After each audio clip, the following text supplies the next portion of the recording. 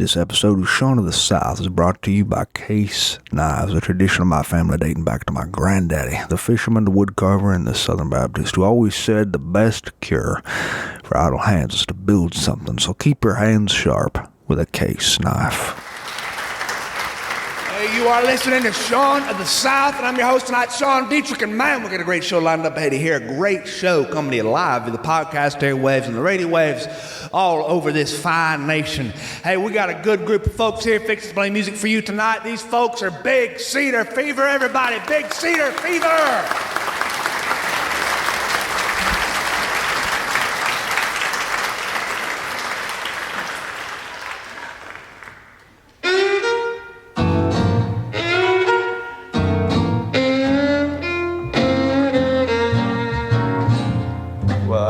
Copping attitude, she won't let it through, smiling tenderly.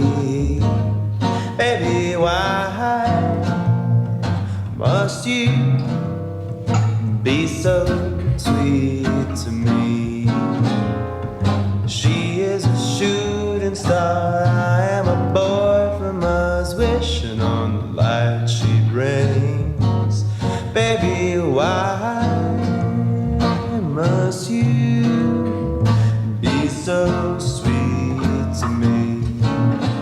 Now, I can't help but contemplate the ways you continue to love me every morning, minute, night and day. Why won't you let me go even when I show my worst personality? Baby, why must you be so sweet to me?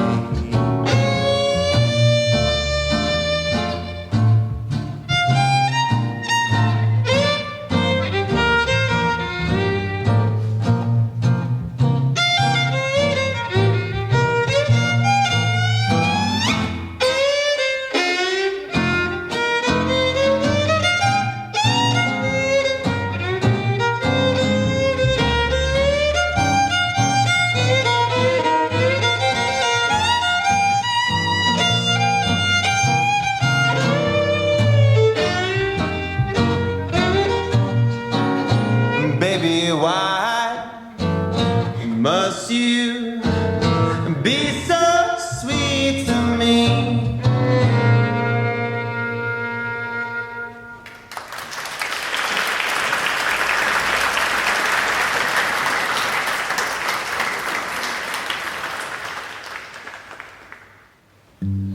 This portion of our program is brought to you by Visit North Alabama. The Mountain Lakes Tourist Association traveled to visit the 16 North Alabama counties that make this state what it is. Festivals, attractions, and restaurants all over Alabama.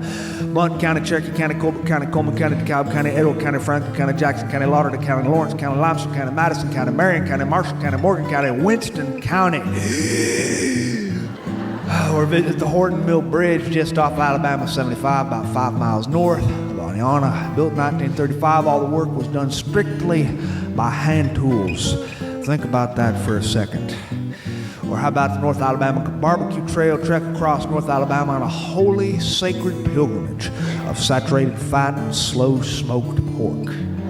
Other states do their barbecue differently than they do in Alabama, and that's not to say that they don't do it right, but that is absolutely to say that they do it dead wrong. Make plans today to visit North Alabama, because whatever you want to do, you can do it better in North Alabama. Look them up at Visit North Alabama or northalabama.org or hashtag VisitNorthAL.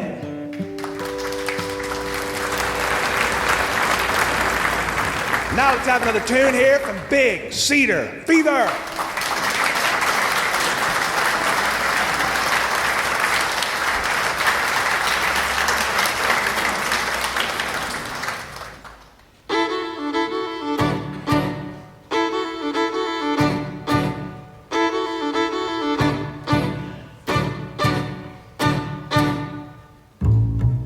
I never could play guitar like two-finger Django.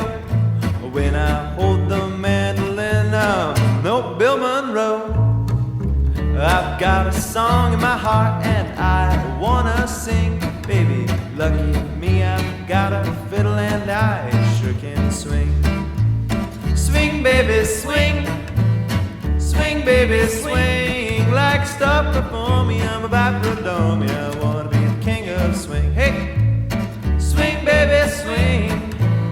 Swing, baby, swing. Like stuff before me, I'm about to adore me. I wanna be the king of swing.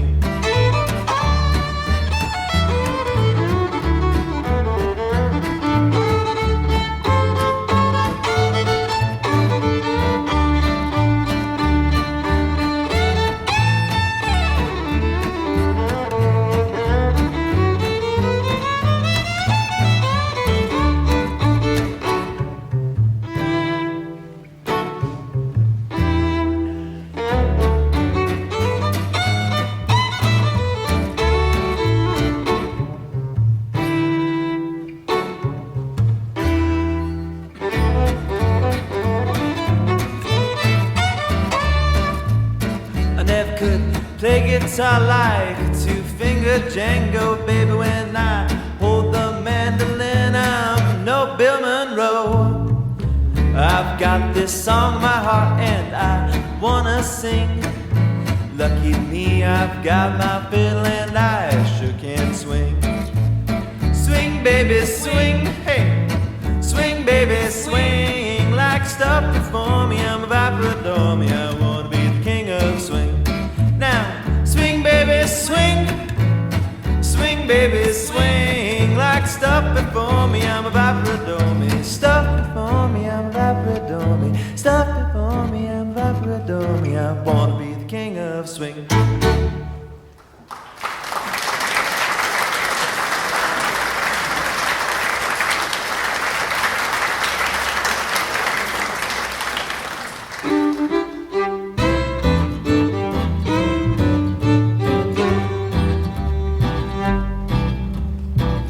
Telephone rang today.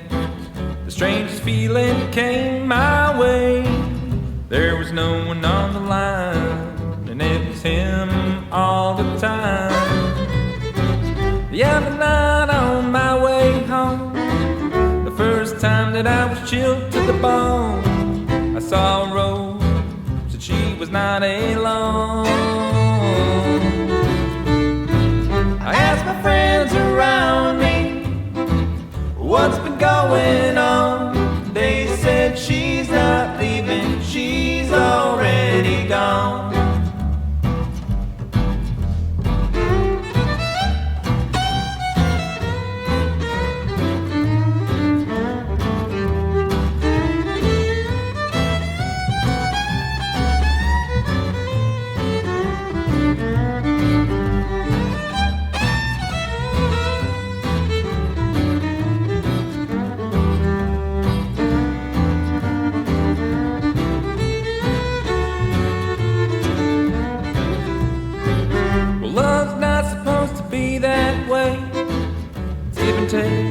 Day by day, we build a foundation on trust. Well, that all changed the other day, and now I know that you'll never stay true. I saw him holding you. I asked my friends around me what's been going on. They said she's not leaving, she's already gone. They said she's not leaving, she's already gone. She's not leaving, she's already gone.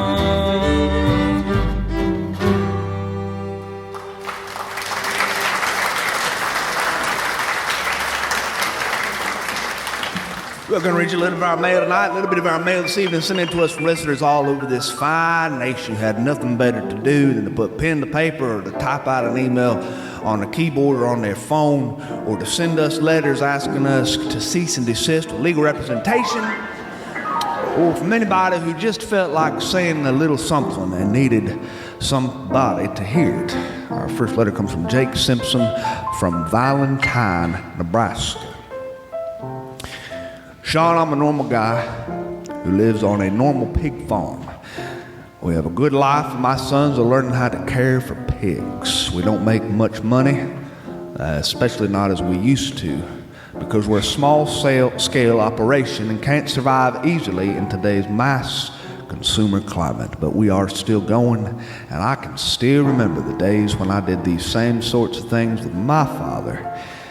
So, long story short, Sean, for some reason, your podcasts bring back those days for me and my sons. You have a few fans in us hog farmers. Very truly yours, Jake. Well, dear Jake, once I dated a hog farmer's daughter a long, long time ago, and I will say this about that girl. I will say this. She had a superpower when it came to totally ignoring bad smells. I'm telling you the truth. I mean, she was immune to ugly smells. Whenever you smelled something coming up her driveway, she just could tune it out and not even smell it at all. Wherever she is, Lord help her if she's listening to this. Here's to all the hog farmers out there today. Shelley Lewis, Grand Rapids, Michigan. I'm not even sure how I found you, Sean, but I did. And I enjoy your show. My birthday was a few weeks ago, and you were reading birthdays on one particular episode, and it got me and my family all wigged out because my husband, Robert, made a joke while you were telling birthdays. And he swore up and down that my birthday was coming next. He said he'd sent you a message asking for you to say happy birthday to me. Well, you rolled through your episode, and when you were done, you never said it. And I was completely hurt. And my husband said, well, you know, maybe Sean's just so busy that he didn't have time to get to yours. Sean, come to find out, my husband Robert was lying to me. He never even sent you an email at all. He was just afraid that my disappointment would turn into wrath, so he didn't tell the truth. He was afraid that once he had told me the truth, that I would turn him into a girl. He'd never be a full man again once I got through with him. You gotta love marriage. So here I am, like I mostly do, taking care of my own business, sending my own message to you, and this one isn't even about my birthday. It's about an obituary for my husband. I'm only kidding, of course. My husband and I have been married for 32 years, and he is the love of my life. He keeps me laughing all the time. Keep up the great work. You have a few northern listeners in Grand Rapids. Shelley. Dear Shelley, and dear Shelley's husband, Robert, a few happy birthdays to you, a 32nd anniversary, happy anniversary to you, and rest in peace, Robert. Dorian Brown, Huntsville, Alabama. Dear Sean, I'm a computer programmer. I spend my day before a screen, and my head and my eyes get tired. I get pretty dizzy sometimes, and I feel like I can't focus straight because looking at a bright computer screen for long hours will do that to you. But I like podcasts because they help me disconnect and use my ears instead of my eyes and my brain. And there's nothing like being able to be entertained with your eyes closed. Anyway, your show at first is a format that I did not care for. But it's growing on me, and I'm sort of adjusting to the slow pace of it, and now I'm starting to dig it. Maybe I'm just used to fast-paced things because I am young after all. I don't know. I guess what I'm trying to say is I do like your show now, even though I didn't like your show. I didn't like your show, but now I do. Does that make sense? Well, dear Dorian, to be quite honest with you, no, it doesn't make any sense at all. But thank you for the compliment, and I would put a question mark at the end of that statement. Lydia Martins, Katy, Texas. We're moving to Virginia this month. My husband of 14 years has held on to the same position for almost as long as we've been married, has not been promoted. And every time it looks like he's going to be promoted, he got passed over and nothing happened. And you've never seen a guy so disappointed in all your life every time they looked him over and passed him by. But he was loyal to the company even during times when it seemed like they were treating him really crummy, and even during times when the company wasn't making as much money as they used to. He stuck with them, just like he stuck with me and our family. Well, last week they promoted him to the second position in the company, the second highest position in the company, and we are so humbled. We're going to get to move to Virginia, leave Texas, and we have been looking at houses in decent neighborhoods with some land behind them. And this will be the first house that we've had, together, because we inherited the house we're in now from his mother when we first got married. Sean, to tell you the truth, I don't know how to feel about all this. On the one hand, I hate that we had to wait so long for something my husband has deserved for so long. But then again, I love my husband for his loyalty and for his staying power. And I guess what I'm trying to say is, Virginia, here we come.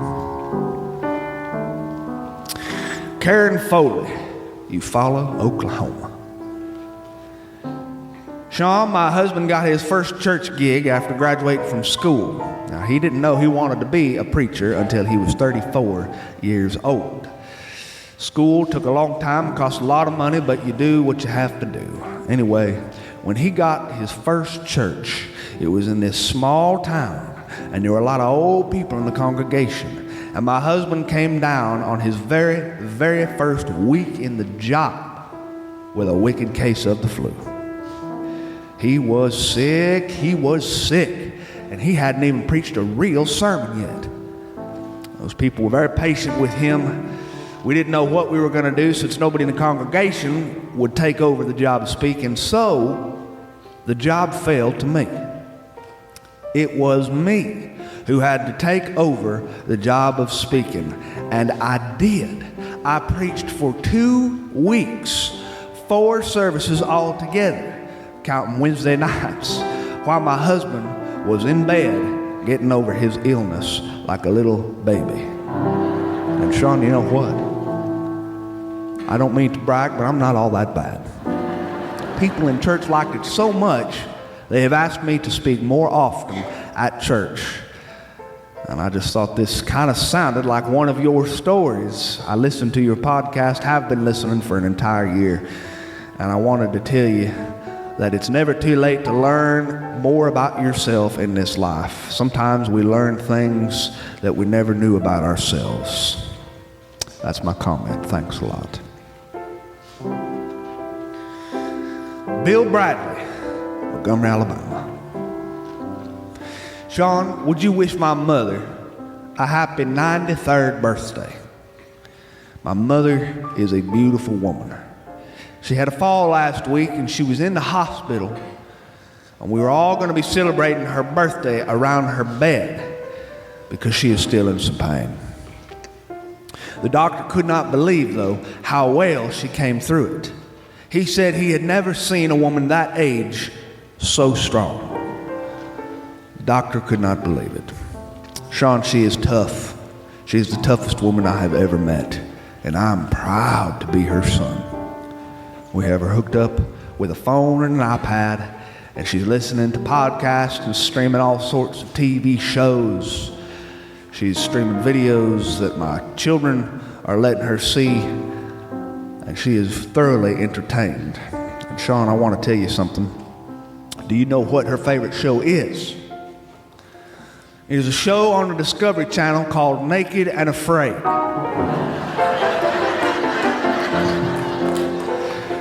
This show is about people who are dropped into the wilderness, and they are taken from all modern accoutrements, and their clothes are confiscated, and they walk through the woods completely naked. And none of these people are exactly ugly, Sean. My mother loves this show, and she gets very fussy when we try to turn it off. I would would love it if you would wish her a happy birthday while she is laying down. Her name is Ella, with one L, but pronounced like Ella Fitzgerald. Thanks, Sean, your buddy. Well, dear Ella, let me say from my heart that you're an inspiration to us all, even though I've never met you. And I can truly tell you that if I get to 93, I hope and I pray that I can catch up on seasons of Naked and Afraid. Please get well, and please know that a bunch of strangers are thinking of you tonight. So happy 93rd birthday from all these strangers. And let's let us my listeners. Let us my listeners, everybody. Now let's have another tune here from Big Cedar Fever, everybody. Big Cedar Fever.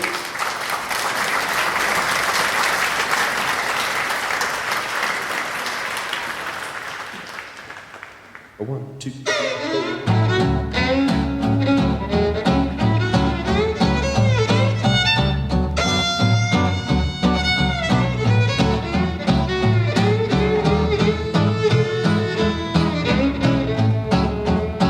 I love Corina, tell the world I do. I love Corina, tell the world I do. Just a little more love, let your heart be true. Corina, what'd you say last night? Corina, what'd you say last night? Came home this morning, the sun was shining bright.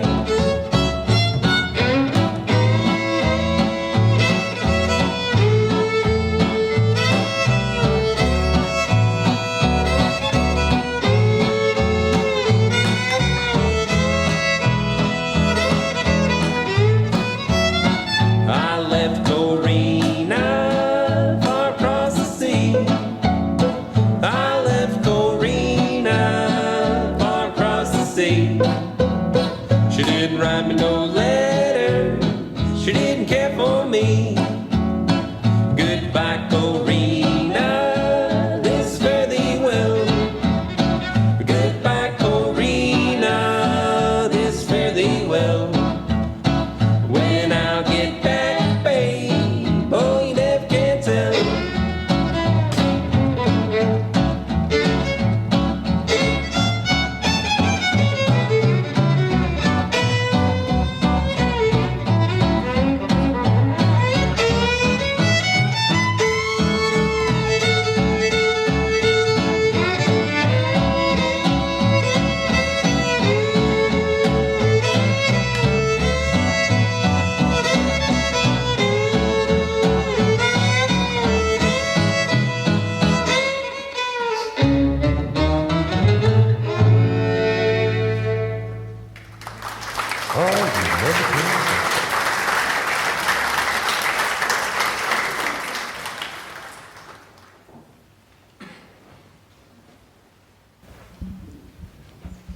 Well, you'd be happy to know that down south right this past week, it has been so hot. We've had temperatures up in 125 degrees. Actually, that's what the app on the phone says. It says temperature 90 degrees, but feels like 125 degrees. We go by the feels like when we tell people what the temperature was, because we tend to be a little bit braggadocious. And we like people to know that we're going through some extreme heat. And what's the point in telling someone that you're going through extreme heat unless you can recite a 3-digit number? It's just the way we do things. It's the way we do things. Of course, we do a lot of things on our phones these days. A lot of things on the phone. I was at a breakfast joint not long ago with my wife. We're in Birmingham, Alabama, or just outside of it. Nice little breakfast joint, your old-fashioned eatery with linoleum floors and little tables with vinyl cushions on the seats with duct tape on them, and little coffee stains that have been there since Jimmy Carter was in office, and a napkin dispenser, and little red plastic cups that they put tepid tap water in it that tastes like it was recycled from someone's old bathtub. And you ask for coffee, and they bring it to you in this little white mug, and the white mug has this dark water in it, that's for sure. But whether or not it's coffee, I'm not totally positive, because it tastes like, it tastes awful. They give you a good breakfast. They get you a big old plate, and you can see the man back there wearing that little side cap on his head, that side cap, and he digs his little spatula into that bucket, and he puts a big old wedge of lard on the griddle, and he starts swiveling it around and getting that griddle all good and greased up, and then he just cracks a few eggs on top of it. And them eggs, when they're cooked right, they got this little raised bubbly edge that goes around the egg. And before he flips it, and then he lets that yolk not get done. The yolk should never be done in an over medium or over easy egg. It should merely just crawl out of that egg. Shouldn't run, just crawl. And this man knew how to do that. Bacon was good. It made up for the coffee and the tepid tap water. And right there in the corner of the restaurant, right there in the very, very corner, was a table full of kids. I say kids, but they were 20-something kids. Good-looking, nice-looking kids. 2 guys, 2 girls. Looked like fraternity boys or sorority girls that looked like they ought to be starring in a running shoe commercial or a beer commercial or a commercial for Calvin Klein fragrances where they're all laying out on the sailboat deck in their little teeny bikinis catching the sun. Those kind of kids. But something was very off, because when their food was brought out, the first thing each one of these young people did was reach into their pockets and get out their cell phone, and they raised it above their plates, and they took pictures of their food. Click, click, click, click, click, click, click, click, click, click, click, click, click, click, click, click, click, click. Pictures of their food. I don't know what motivates somebody to take pictures of their breakfast, but that's what these were doing. They were taking these pictures, and then they turned to face each other, and they were taking pictures of each other. And one girl would put her arm around the boy, and the boy would put his arm around the girl, and they'd snap a photograph, and then the girl would put her arm around the girl, and the girl would put her arm around the other girl, and they'd snap a photograph. And then the boys would take pictures with the other girls, and the girls would take pictures of the boys, and the boys would take pictures of the girls. They did every pose that could be imaginable, and their breakfast was just sitting there getting cold. And then when it was time to eat, they were experts, I want to tell you. One of the boys was eating with a fork in his right hand and his phone in his left hand. And he was scrolling with his thumb, using only his thumb like this, just swiping up, and then tapping ever so often. All of them were doing the same thing. They were scrolling with their left hand, holding the phone, this little smartphone electronic device, glowing a blue phosphorus light onto their faces, and they were eating with their right hand, which was holding a fork. I don't even know if they were aware of what they were eating or not, but this was inconsequential, because they were social networking. Because that is what people do today. They social network. Socialization takes place on a network, is what that means. Social media. My wife and I paid our bill to our waitress. I left a little bit of cash on the table. We walked out, and I was just thinking about how weird it is, how strange the world has gotten ever since the induction of the cell phone. I remember a time before cell phones were all the rage, when we had real phones, big old thick black plastic phones mounted on the wall that you had to call the phone company to come out and install, because you couldn't do it yourself. Installing a big black thick rotary phone was not for mere mortals. This was a job for a government agency. This was a job for Ma Bell. And they'd come out and they'd install these big old thick black phones that were about the size of a mini fridge on your wall, with this long curlicued cord that would go down to the floor and come right back up and get attached to this little phone receiver, which weighed about as much as a cinder block. And there was this big old dial on the front, a rotary phone. You'd put your finger in that dial, and when you dialed a number, these numbers had letters in it back in my time. Numbers like A94F. or BB2L1. And I feel sorry for kids who don't know about this rotary phone, because that rotary phone was the hub of communication for our entire existence. You will never know what it means to be completely nervous when reaching out to the opposite sex as you will when you pick up that black receiver off that black rotary phone. This was the only way to talk to the opposite sex after school hours. If you wanted to talk to, I don't know, let's say Jenna Stepnowski, you had to go to this rotary phone and work up enough courage to dial her number. Not just that, you had to do it in front of God and country in the kitchen, which is the center of every home. Not just that, you had to muster up the fortitude to endure your mother's look at you. And your mother would smile at you and say, "What are you doing?" And she'd say it with that same look on her face and tone of voice that she would use when she looked at children in the church nursery and said, "Have you poo-pooed in your pants?" And you'd have to slink into the corner and hold that receiver against your ear and dial that number, and you wanted to die. And then it got worse. I wish I could tell you it got better, but it gets worse. When you called a girl on the phone like that, the next voice you would hear on the phone, according to statistics you knew, according to the cold hard facts, the girl herself would not actually answer this phone. The person who would answer this phone would be her father. This man who would answer the phone was a 400-pound man who looked like his parents were two Chevy Impalas. He was huge. He was mean. Rumor had it that he shaved the hair on his back with a dull, rusty axe blade. That he'd fought in Iwo Jima and he had battleship tattoos on his forearms, and that he would just for kicks eat live bugs because he had a constitution of iron. And he would answer this phone and he would say these words that people don't say anymore.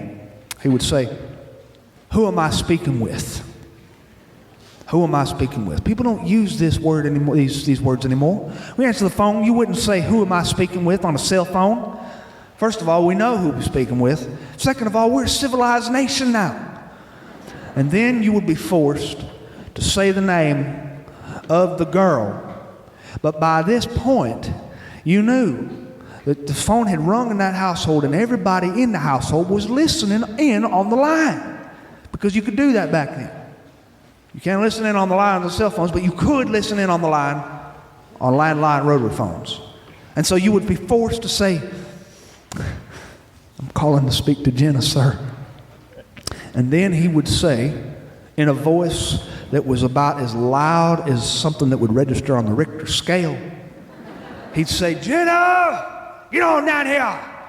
Somebody's on the phone for you." And at this point, you knew that the entire household had a receiver up to their ear and they were listening, because now they knew Jenna was talking to a boy. And this point, you knew without a shadow of a doubt that her brother Eric and all his little toadies were up in his room listening in on a phone. And you knew that at any point during this conversation, when you were talking to Jenna, that Eric was likely to pass gas over the phone receiver and laugh so hard that they had to be taken to the emergency room.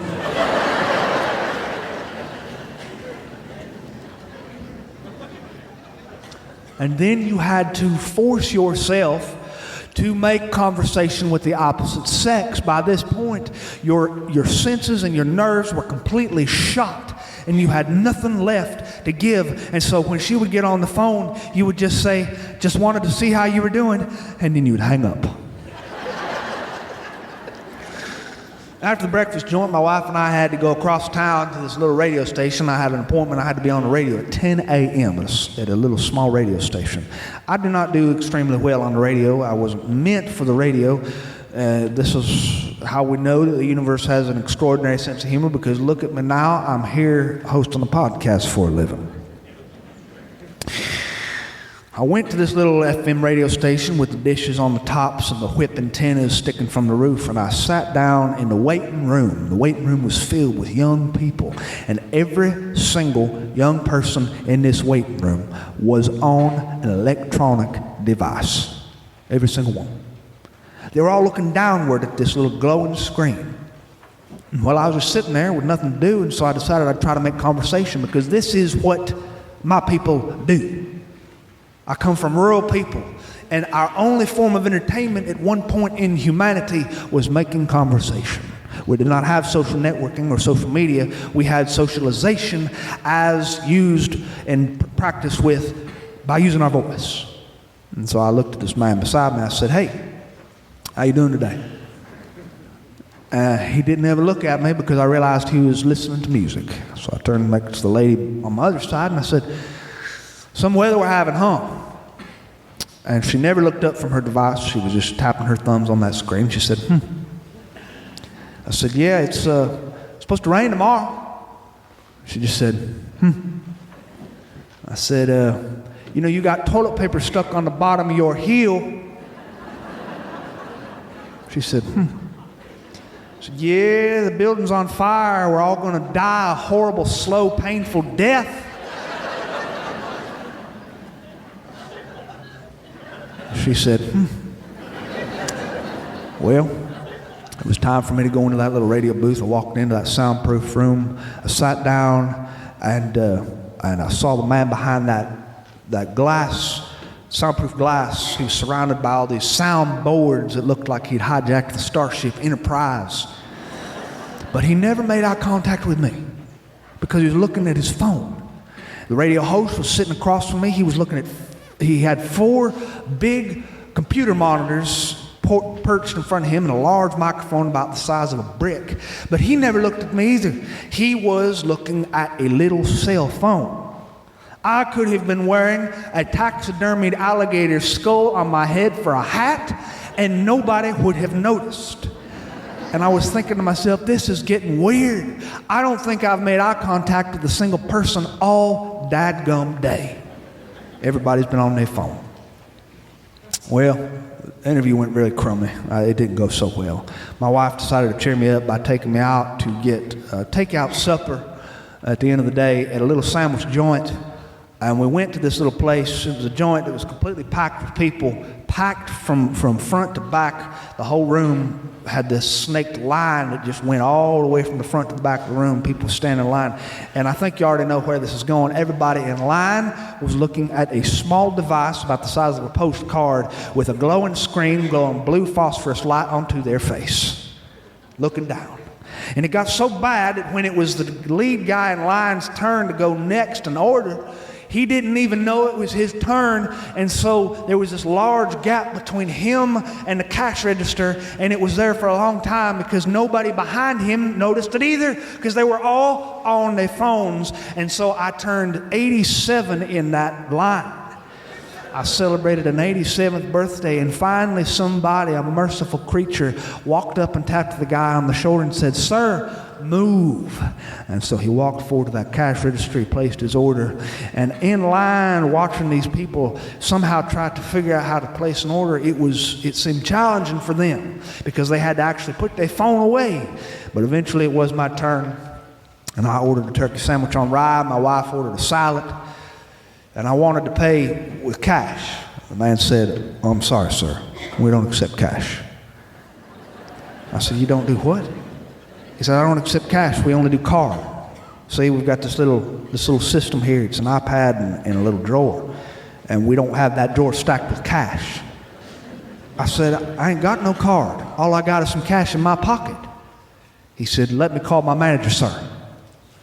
And so he brought out his phone from his pocket, and he started thumb tapping on it. He said, "It'll be a second." I said, "Okay." And I waited by jingling the change in my pockets for a little bit. Eventually, this man came from the back room. He said, "You want to do what?" I said, "I'd like to pay with cash, sir." He said, "Well, we don't take cash. We don't have the drawer stocked for it. I guess, do you have exact change?" I said, "I think I can get close to it." and he brought out this zipper envelope made out of plastic, and he opened it up, and I put my exact change into it, but I was a little bit over, and he said, "I'm sorry, I can't make change for you." And he gave us our sandwiches, and we walked out, and as we was walking out with our sandwich and salad, I looked and I saw this table of 13 men who were there. They were all in business suits, and I counted 13 phones in their hands. Not a single person was looking at each other or talking. One man was streaming a video show coming out of his phone. One man was listening to music out of white cordless earbuds. And another man looked like he was thumb tapping a commentary unabridged on war and peace. It was amazing. We got to the hotel across town. The hotel lobby was packed with people. Just packed. Everybody in that lobby was on their cell phone. Well, now, I'm not one to judge because I ain't got no room to judge. But I do remember a time when people made eye contact with each other. A time when people would look at you and they would talk to you. They would use their voice, not because it was social decorum, but because it was our form of entertainment. You could go out into public and expect. No, you would look forward to making conversation with your fellow man while you stood in line at the bank, while you stood in line at the deli, or while you sat down eating, or while you were sitting in a waiting room. You would read the box scores in the newspaper, and you'd talk about them with a complete stranger, and you'd say things like, "How about them Yankees? Don't you hate them?" And that man would say something like, "Yeah, they're not having a very good season, and I've never been so happy." And eventually, these conversations would lead into something else, and you might even find that you made a brand new friend. And you made eye contact with them the whole way through. You could walk through lobbies and make eye contact with about 47 people. Got up to the hotel and I realized, maybe I'm just tired. After all, I was tired. I mean, I'd had an interview that day, and I'd written a little bit, and I'd run the errands that we needed to run. And really all I wanted to do was get to my room and put on my white plush complimentary robe that will probably make its way home with me, and lay down on my bed and unwrap my sandwich and maybe read a book, an old-fashioned book, or a newspaper and look at the box scores. I don't know. We got up to my room and we unwrapped my sandwich, and we sat down at this little dinette table. My wife said, "I think I'm going to eat on the bed. What about you? I'm just kind of tired. I'm going to zone out for a little bit." She laid on her bed. I laid on mine, unwrapped my sandwich. Well, I removed my phone and I took about 47 pictures of my sandwich. And then I played on my phone until I fell asleep with it in my cold rigor mortis hands. Because no matter how much you try to fight change and progress, it's going to happen to you one way or the other. You might as well get used to how life is going to go. You might as well understand that you can't fight the current of the river that is coming for you. This world is all about cell phones now, and that's just the way it's going to be. And all I can say about it is, children out there listening, you better thank the Lord Almighty that you don't have to call Jenna Stepnowski on a black rotary phone. Hey, thank you very much for having me this evening. It's been a wonderful pleasure. Appreciate it very much. Thank you. Hey, thanks for listening to Sean of the South. I've been your host today, Sean Dietrich. Man, it's been a bona fide pleasure if I do say so myself. This episode was brought to you by Case Knives, a tradition of my family dating back to my granddaddy, who once said the best way to cure idle hands was to build something. So keep your hands sharp with a Case knife. And by Folklore Brewing and Meadery, quite literally the best brew in Alabama. Visit Folklore Brewing and Meadery today. That music here behind me today was Big Cedar Fever, a string swing band out of Central Texas that specializes in classic Western swing and jazz. 3-part harmonies and tight musical arrangements draw listeners in, only to be taken away by the classic style and lyrics that relic another time and place. To find out more, visit BigCedarFever.com, and there you can find more and download their new album. To find out anything more about what I do, you can visit SeanOfTheSouthShow.com, and there you can find archived episodes dating back to our very first episode all the way to this episode, which you just heard. And while you're there, I hope you take the time to drop me a line. Tell me about your birthday announcements, wedding invitations, and potluck socials, and I'll do my best to read these things over there because I love to do that sort of stuff for my friends. And speaking of friends, remember, there's no way to argue with a fool. First, you must descend to his level, and then he will beat you with experience. Adios.